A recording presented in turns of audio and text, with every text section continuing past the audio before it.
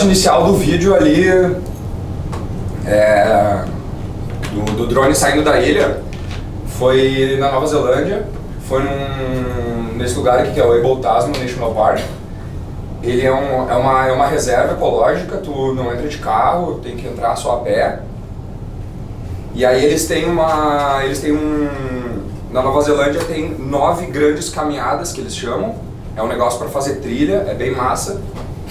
E aí a gente fez uma dessas 9 caminhadas na virada do ano. E esse dia foram, se eu não me engano, foram 6 dias e acho que foram 67 quilômetros ao todo caminhados. E aí eu tinha o lance que tu tinha que levar toda a tua roupa, tu tinha que levar toda a tua comida, tu tinha que levar a tua barraca, tu tinha que levar o teu colchão, tu tinha que levar teu equipamento de câmera, né, pra gente que gostava, e tu tinha que carregar todo o teu lixo, porque em momento algum desses 60 e poucos quilômetros tu tinha lugar pra jogar o lixo fora. Então, tipo, chegou no último dia, nós carregava sacola de lixo, porque a gente não sabia disso, né, a gente descobriu lá. E aí a gente foi muito amador, que a gente levou um monte de coisa que gerava muito lixo. E aí depois a gente viu que o resto da galera tudo levava um monte de coisa que não gerava nada de lixo para não precisar ficar carregando. E foi uma baita experiência, foi por muitos dias, se eu não me engano, nos primeiros dias, com toda a comida, a mochila pesava 20 quilos. Então tu imagina a gente fazia, sei lá, uns 13 quilômetros por dia mais ou menos, segurando 20 quilos, era um bagulho completamente exaustivo. Treino do Goku. Treino do Goku, né? E aí essa trilha, ela era uma trilha no litoral, né? Então, só que o que acontecia? Por exemplo, tu começava na praia, e aí depois tu subia pro morro, aí subia o morro até lá em cima, olhava uma vista sensacional, aí tu descia todo o morro de novo e dava na outra praia, e aí caminhava, sei lá, mais 1 quilômetro na beira, que é extremamente difícil. E aí depois subia pro morro e indo assim, toda a costa, assim, norte da Nova Zelândia.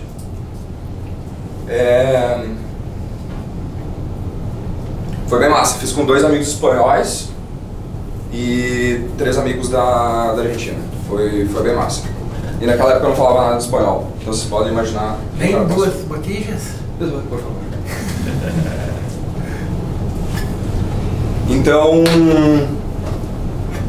eu vou fazer um talks hoje falando um pouco sobre a minha trip, vou contar algumas experiências que eu tive e vou falar aí 13 motivos para não se tornar um nômade digital.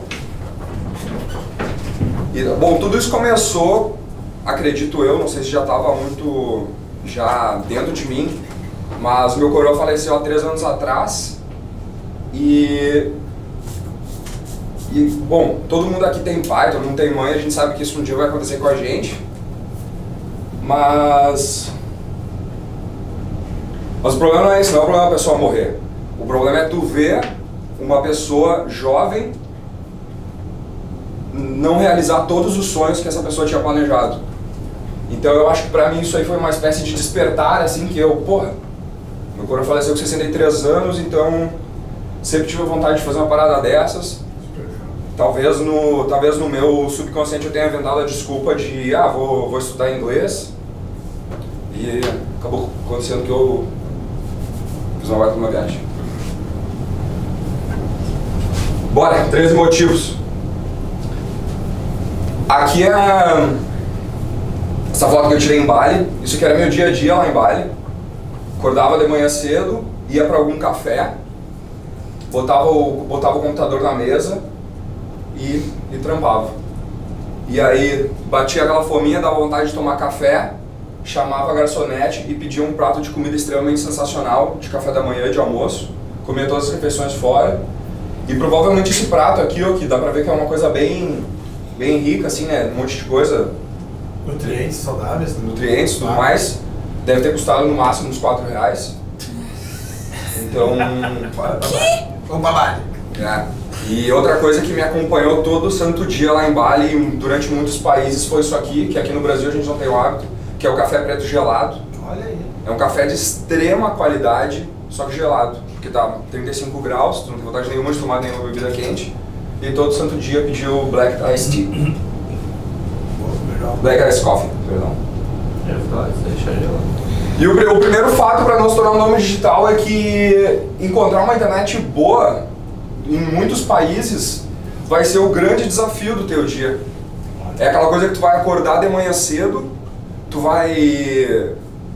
Claro, se tu não tiver uma internet boa na tua casa, tu vai acordar de manhã cedo, tu vai ir para algum bar, tu vai ir para algum café, e aí tu tem que rezar para que os caras tenham uma internet boa, porque senão tu não consegue trabalhar.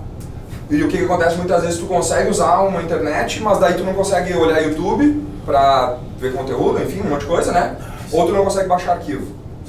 Aí, pô, de repente tu tem que baixar um arquivo, tinha que baixar não sei o que lá. Eu me lembro que bem nessa época que eu tava em Bali, eu tava reformulando todo o layout do nosso blog, e aí eu me lembro que eu não conseguia baixar 13 MB, que era o tamanho do pacote do WordPress. Mas eu conseguia acessar e-mail, essas coisas. Então o que eu tinha que fazer? Muitas vezes tu já tinha pedido a comida, tu tinha que ficar ali matando um tempo até que vinha a comida, sair, pegar tua moto e ir para outro bar para tentar achar lugar para trabalhar. E esse era o dia a dia. Os bares e cafés que tinham melhor internet estavam sempre cheios, porque lá é um lugar que essa galera que trabalha na internet costuma visitar. Então os melhores bares mais famosos estavam sempre cheios. E aí o caso Bali versus caso Filipinas foi que Filipinas, um dos lugares mais bonitos do mundo, eu consegui aproveitar praticamente zero, porque toda a infraestrutura lá era muito precária. Praticamente nenhum lugar tinha uma internet, a mínima internet decente. E nos 40 dias que eu morei nas Filipinas eu tive que me mudar de cidade 5 vezes. Isso para uma pessoa que já está viajando um certo tempo, tá com mala, tá com mochila, fazer toda a função, mudar de cidade, todo o gasto aéreo, ir lá tem que pegar muito barco, tem que... É extremamente estressante, é um bagulho que te deixa assim, ó, maluco na cabeça. Pela internet também? Pelas mudanças das cidades? Eu tô 100% pela internet. Sempre pela internet. Sempre pela internet. Um único caixa eletrônico. Um caixa eletrônico por cidade, o cara tinha que perder um turno para tirar dinheiro do caixa eletrônico, por causa da fila de turista que tinha no negócio. Então é um bom lugar para tirar férias, é um bom lugar para morar, para trabalhar. Esse aqui era um dos cafés, que era o Hungry Birds, lá em Bali. Esse lugar que era um dos melhores lugares. E eu achei essa foto aqui, para vocês terem ideia de como é que era aqui, né? O bar ele era todo... Tinha essas mesas, aí fazia uma curvinha e continuava de mesas. E sempre com a galerinha ali, ó. Computador, computador, computador. E aqui vinha a galeria de computador.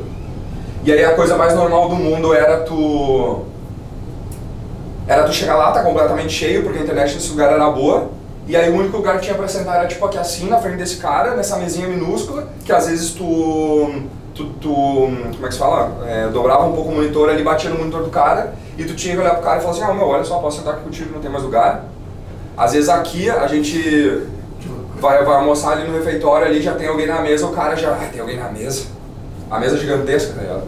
Então desafios diários aí que... Opa! O segundo motivo é que tu tem que fazer a tua própria rotina.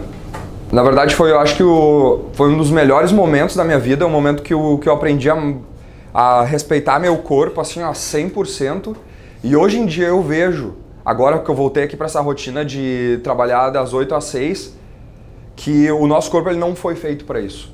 Eu fiquei muitos e muitos meses sem usar despertador algum.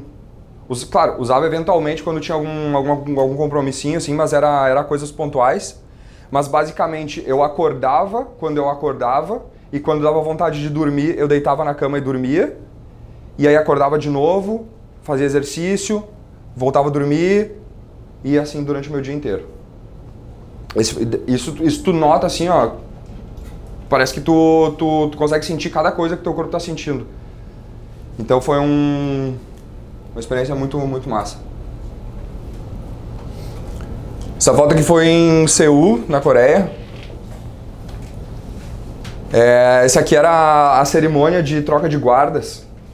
Isso que acontecia 2 vezes por dia. E era muito massa que, tipo assim, Seul, mega cidade assim, de business, de negócios. E aí, 2 vezes por dia, aqui ao redor desse palácio que era cheio daqueles prédios gigantescos de 40 andares. E aí, os caras mantendo a tradição de troca de guarda desse templo que tinha aqui. Então era uma parada que era muito massa. E aí vem o terceiro motivo,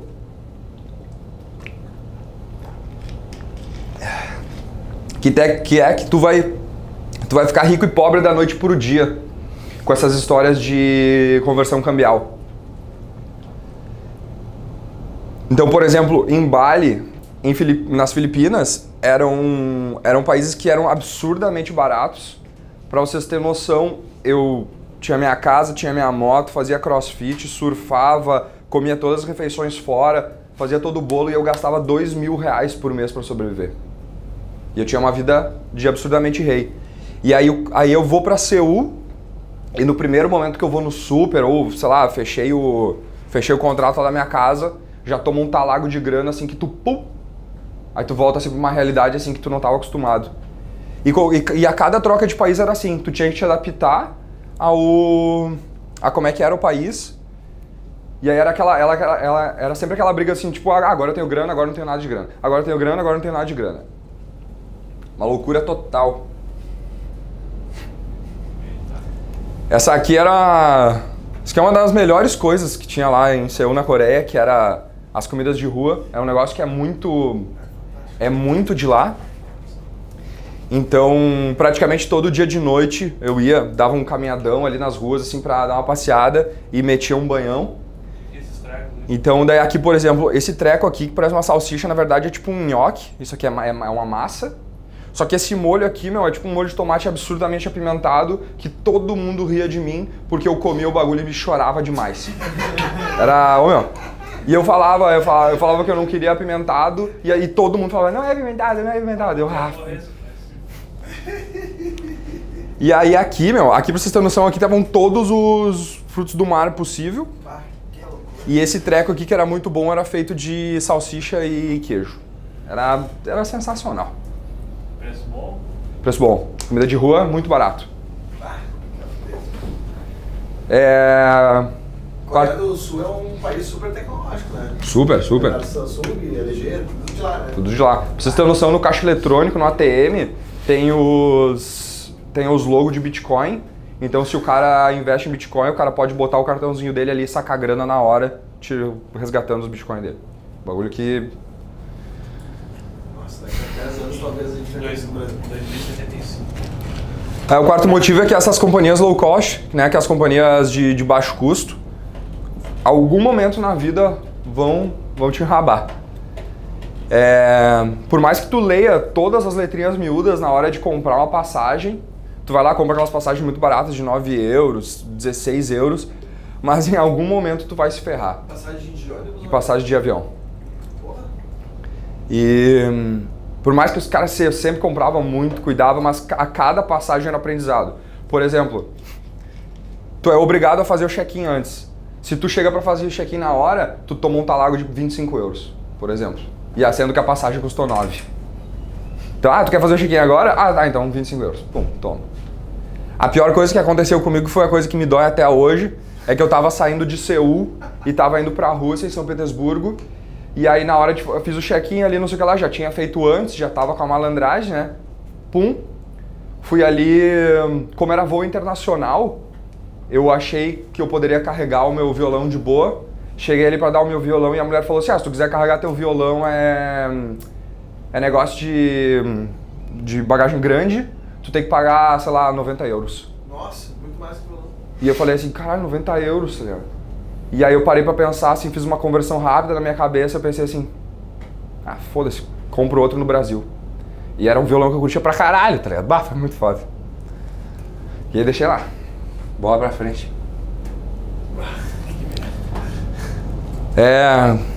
Moscou, na Rússia, tive a grande oportunidade de estar lá antes da Copa do Mundo e durante a Copa do Mundo. Assim, eu pude conhecer o país bem como ele é. Posso fazer uma pergunta? Tá na ordem cronológica dos países que tu visitou? Mais ou menos, mas dá uma fugidinha. E todas as fotos e os vídeos não contém nenhum filtro, tá? Eu quis deixar as fotos 100% verdadeiras pra não rolar aquela... Maquiagem. aquela maquiagemzinha que rola em foto. Na verdade não é cru. O que tu motiva é que tu vai descobrir que tu precisa de muito menos coisas pra viver do que tu acredita. Quando eu fui pra Nova Zelândia, eu saí daqui, os guris vão se lembrar, foram no aeroporto comigo lá. Eu saí com 2 malas de 32 quilos, um mochilão e mais meu violão. Quando eu cheguei no Brasil, eu tava com a minha mochila e uma mala de 12 quilos. Conforme eu fui passando de cidade em cidade, eu via que todo aquele exagero de roupa que eu tinha levado não servia para absolutamente nada. Porque eu não sei o que acontece, mas tu acaba se desapegando dessas coisas que são extremamente materiais e tu se preocupa em viver a tua vida. Então eu acho que mais ou menos por 1 ano eu fiquei andando com 5 camisetas, uma bermuda, uma calça, 5 cuecas e 5 meia e um par de tênis. E que foi mais ou menos com isso que eu voltei pro Brasil. E aí tu olha que às vezes a gente tem esse teto de consumismo, né, de querer comprar alguma coisa e tal, e às vezes tu para pra pensar, tu nem precisa dessa parada, assim, e tu tá comprando só pra, sei lá, satisfazer uma coisa bem momentânea, assim. Então é um baita de um aprendizado. Esses quilos de acidentes tu foi doando lá? Eu fui doando. Foi doando os países que tu passou. Quando eu saí da Nova Zelândia, eu já deixei 32 quilos lá. E eu peguei e fui lá lá no... Como é que é o nome daqueles caras que arrecadam os bagulho lá? Mensageiro da Caridade, Cruz Vermelha. E eu fui lá na Caridade, assim, e dei uma mala cheia de roupa, assim, pros caras. Os caras que façam alguma coisa boa lá. Claro. Show de bola. Essa foto aqui foi nas Filipinas, foi na cidade de Puerto Princesa. Essa cidade aqui, ela é a capital da ilha de Palawan. E foi Chegar lá foi um baita choque cultural, assim, foi aquela coisa que eu fiquei meio apavorado. Lá o principal transporte envolve esse que eles chamam de tuk-tuk, que na verdade o que é? É uma moto, que aí os caras soldam uns pedaços de ferro e botam essa caçamba aqui. E essa, Com certeza regularizado pelo Detran deles, né? Certamente. Tem um cara da PTC lá. E aí aqui é o seguinte, meu, é essa loucura sempre, é uma loucura pra atravessar, pra pegar os tuk-tuk, tu simplesmente dá um gritão, tu entra, o cara fala assim, pra onde é que tu quer ir? E aí tu pega e tu vai, e aí quando tu chega no destino final, tu pega, bota a mão no bolso, dá qualquer coisa pro cara e vai embora. Qualquer coisa? Tu pega e dá qualquer coisa. Grita aí, cupicha! Claro, tu não vai dar um centavo. Sim, claro. Tu vai dar alguma coisinha pro cara, um agradinho, uma gracinha. Da moeda deles já. Da moeda deles. Faz a conversão do Detran. O sexto motivo é que tu vai chorar de solidão. Eu sempre fui um cara que eu tive muitos amigos e eu nunca tinha passado por isso na minha vida. Foi um bagulho que pra mim, assim, teve um significado muito, muito forte. Eu poderia ter feito uma viagem normal, poderia ter ido pra um país e ficado lá, construído amigos, construído família, e aí ter feito a minha galera, mas não. Eu decidi trocar de país a cada 1 mês, a cada 2 meses eu trocava de país. E o que acontecia? Eu recomeçava a vida do zero a cada 1 mês, 2 meses. Então era chegar numa cidade que tu não sabia se tu tava num bairro bom. Que língua que se fala nas Filipinas? A língua das Filipinas é sensacional. Eles foram colonizados pela Espanha, e tipo 1400 e qualquer coisa. Aí depois, sei lá, 1900 e alguma coisa, a Inglaterra comprou os caras. E o que aconteceu? Eles falam tipo assim, What's que puede... O bom é que tu consegue se comunicar perfeitamente lá. Tu fala alguma coisinha de inglês, fala alguma coisinha de espanhol, pum, já era. E aí eu decidi trocar de país a cada 1 mês, a cada 2 meses, então eu tava sempre assim recomeçando a vida, era sempre aquele choque, assim, sempre aquela coisa. Claro, nos primeiros dias ali, nos primeiros 2, 3 dias, tu dava uma passeada, tu te entretinha com esse negócio, assim. Que legal esse movimentão aqui, que massa, pum, pum, pum. 2 dias depois, já era a tua vida. Tu ia no super, tu cruzava essa rua todo dia, então o bagulho acaba perdendo valor e aí tu começa a se ligar. Pô, tô sozinho de novo, que merda, pô, vou ter que fazer amigo de novo, vambora. E aí, pum, e aí recomeçava. E aí, quando tu fazia amigos? Hostel, bar? Aí dependendo de onde eu morava, principalmente hostel, pra fazer amigo em bar é aquele amigo que vai falar contigo 10 minutos, né? Essa foto aqui foi em São Petersburgo, na FanFest, lá na Rússia. E foi uma baita experiência. Depois de, sei lá, talvez quase 1 ano de viagem, eu fui pra Rússia e um dos meus melhores amigos que mora na Austrália resolveu se encontrar comigo. Então foi uma coisa assim que já recarregou, assim, o cara volta a já viver a vibe de Brasil, volta a mais ser como tu era aqui. Então foi uma parada bem massa. O sétimo motivo é que tu vai inventar coisas pra fazer só pra fazer amigos. Vocês não têm noção da quantidade de bobagem que eu fiz pra tentar fazer amigo.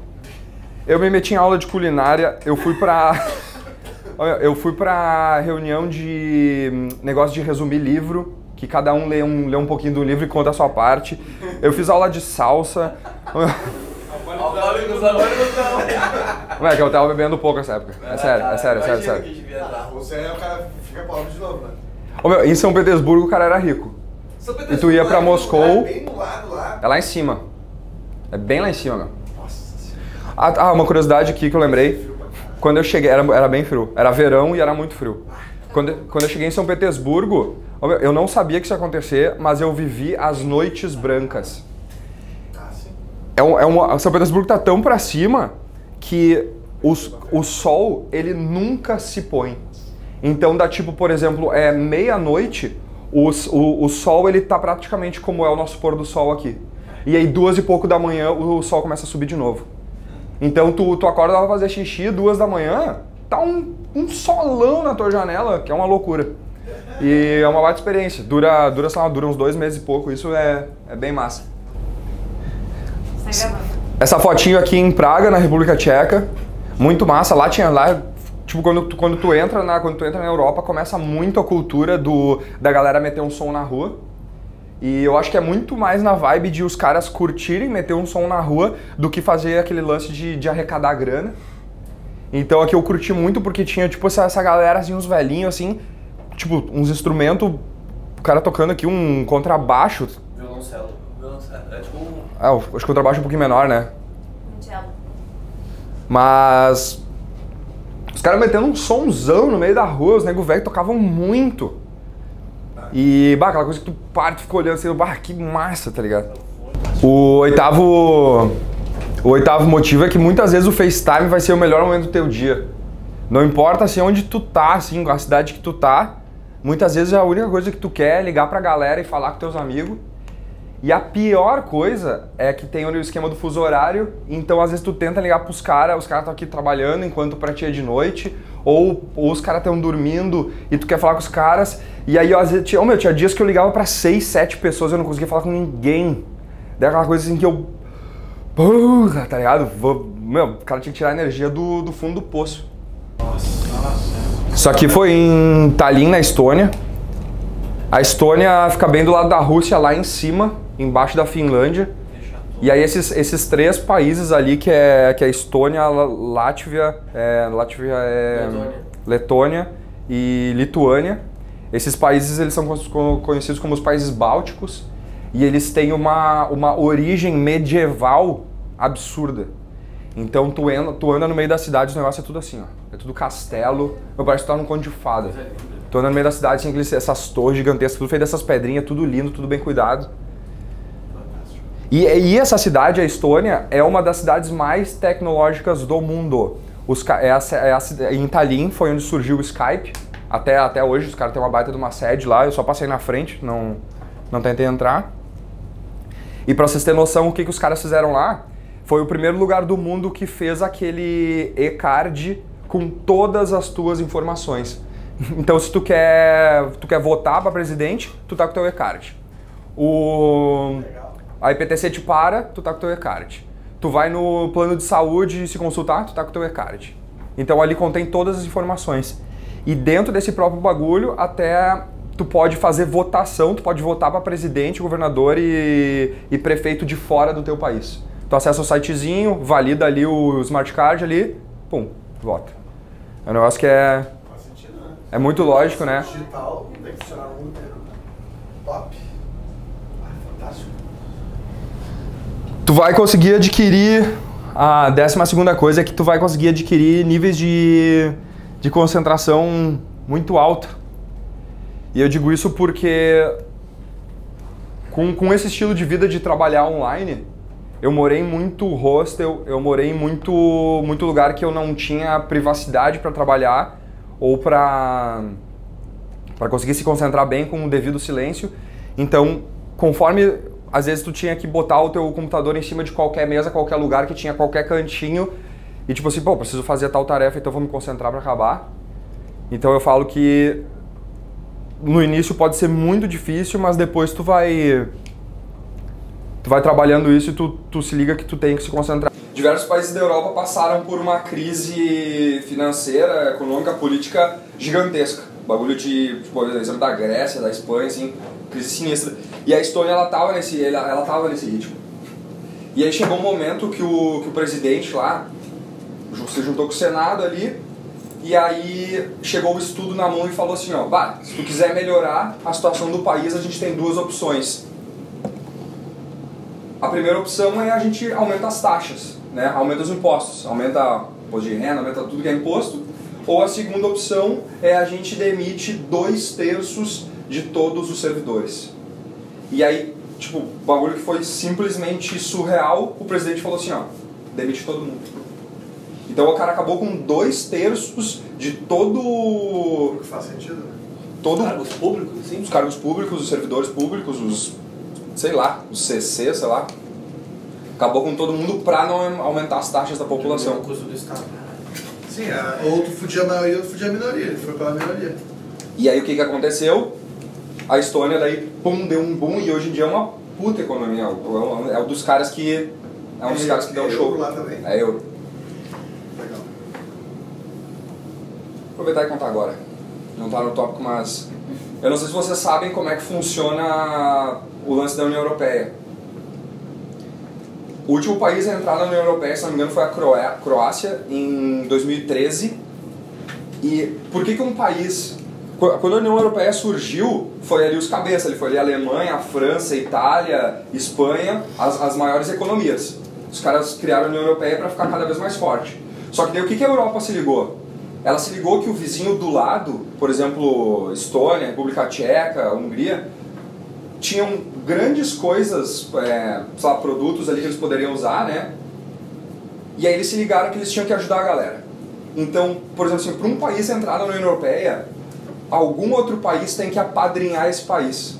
Então, por exemplo, assim, a Estônia, vamos supor, a Estônia tá vendo que sei lá, a Bósnia seria interessante entrar na União Europeia. E aí a Estônia vai lá, apadrinha a Bósnia, se compromete a dar grana todo mês para eles. Claro, tem uma troca ali, tem um trade ali provavelmente, vai pegar algum produto, vai criar um laço de amizade simplesmente. E aí é assim que a Europa gira e tá esse poder gigantesco. E aí esse é um dos motivos que a Inglaterra tá nessa saída aí, saiu já, sei lá, porque os caras meio que não aguentam mais dar grana apadrinhando, porque a Inglaterra é uma puta de uma potência. A Inglaterra não aguenta mais dar grana. Chegou a entrar na Chegou. Sim. E tem a diferença, né? Mas eles nunca abriram mão da Libra, né? Da Libra não, né? Eles adotaram a Libra, né? Esse lance do... O país pode estar na União Europeia, mas pode não ter o euro. Por exemplo, a República Tcheca não tem, a Hungria não tem euro. Perfeito. E aí só que também tem o lance tem um tratado de livre acesso. E a Inglaterra também não topou por esse tratado. Por exemplo, quando tu cruza da França para a Itália, tu passa pela fronteira, tu não carimba o teu passaporte. Tu simplesmente cruza. Pum, passei. E daí já se tu vai para Inglaterra, tu tem que passar por fronteira e tal, porque os caras não fizeram esse acordo desse tratado aí. Essa foto aí, ela é em Salzburgo, na Áustria.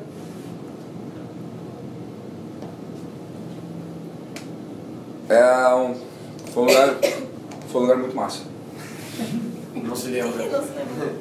Eu acho que foi mais a vibe de mostrar O desenho da cidade, sim. que é bem massa, um prédio do lado do outro. Esse vídeo de corte da cidade é muito diferente. Arquitetura. E é muito massa porque esses tempos a minha mãe mora no centro histórico lá de Porto, e eu tava caminhando com a minha mãe, acho que era lá no Espírito Santo, na rua Espírito Santo. E se tu para... Aqui. Vai embora. Tudo bom? Se tu para olhar o centro de Porto Alegre, tu vai ver que é exatamente assim. Uma casinha bonitinha, velha, do lado da outra. Só que não é pintada, é pichada, tá tudo sujo, tem os mendigos. E, porra, meu, se os caras cuidassem direitinho do negócio, sei lá, fizessem uma paradinha, o negócio podia ser bonitinho assim. Ia ser muito mais massa. Nível de produtividade muito alto. Eu falo isso porque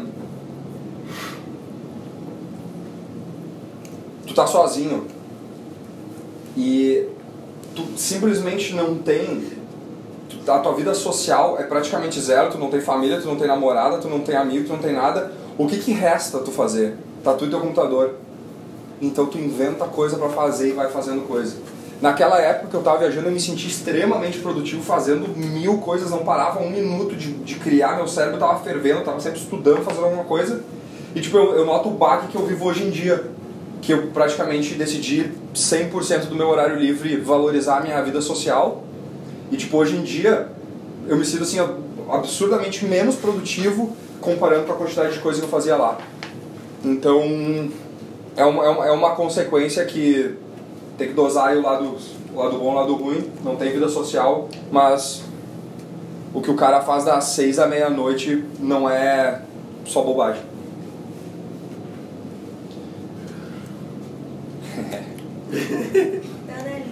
Essa foto aí foi em Camboriú esse ano, a volta. Meu tio tem casa lá, a gente foi passar o Natal em família lá. Pra mim foi um momento muito massa. E daí é aqui que eu entro no... Que camisa, hein, Jorginho? Valeu, garotão. Aqui que eu entro no 13º motivo que tu vai achar o teu significado de felicidade. Pô, cara, motivo, né? Não é fácil, pai. Ainda bem que não é o Tico que tá falando, porque... Ele tá Ele já ia ser assim. Eu sempre me perguntei, eu sempre me questionei muito, durante muitos anos, o que significava felicidade e se eu era uma pessoa feliz.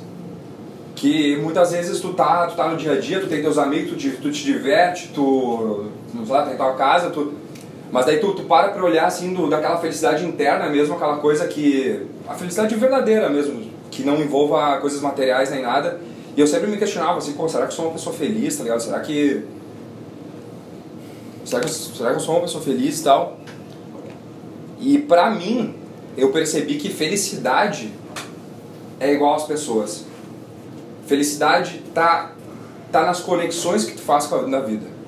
Tá na conexão de tu sentar, trocar uma ideia com uma pessoa, conhecer uma pessoa, tu conseguir por 10 minutos que seja, conhecer uma pessoa e tu se dedicar 100% para aquela pessoa, escutar, prestar atenção. E foi a coisa que foi mais... Foi a coisa que foi mais foda pra mim, foi ficar longe da galera, ficar longe de vocês. E